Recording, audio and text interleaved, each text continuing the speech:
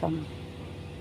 இங்கே வேலை செஞ்சுட்டு காலையிலேருந்து பொழுதுக்கும் இங்கே இருந்துட்டு இங்கே தான் அனல் ஆச்சேன்ட்டு வீட்டுக்கு போனால் போய் கதவை திறந்தா அப்படியே ஒரே அனல் வீசுது. நைட்டில் தூங்கவே முடியல.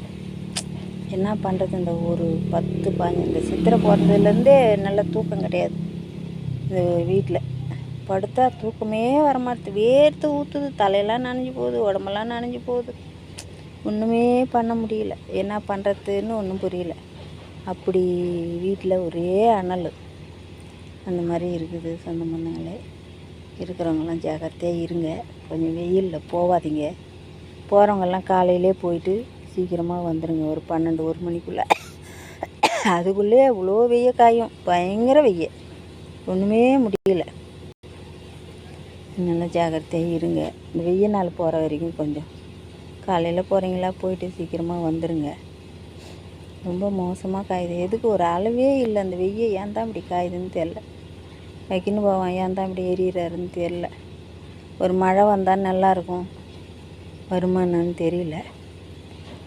கடவுள் கண்ணை திறந்து பார்த்தான்னா ஒரு மழை வரும். பார்ப்போம், கடவுள் தான் பார்க்கணும். கடவுள் கண்ணை திறந்தாருன்னா மழை வரும். மனுஷெல்லாம் கொஞ்சம் நல்ல மாதிரியாக இருப்பாங்க. ஒரு 2 மழை பூமி குளிர்ற மாதிரி மழை பெஞ்சால் நல்லாயிருக்கும். அந்த என்ன சொல்கிறது, அந்த பகவான் கண்ணை திறந்து பார்த்தாருன்னா இந்த அக்கினி நட்சத்திரம் அது இதுன்னு எல்லாம் கொஞ்சம் அடிச்சுன்னு போயிடும். இந்த பூமி கொஞ்சம் குளிரும், மனுஷால் கொஞ்சம் நல்ல மாதிரியாக இருப்பாங்க. ஏன் தான் அந்த அநியாயமாக காயுது வெய்ய,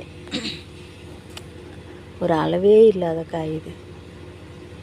பாய் சொந்த பந்தங்களே, இந்த பேசுறதெல்லாம் பிடிச்சிருந்தா கமெண்ட் பண்ணுங்கள், லைக் பண்ணுங்கள், சப்ஸ்கிரைப் பண்ணுங்கள்.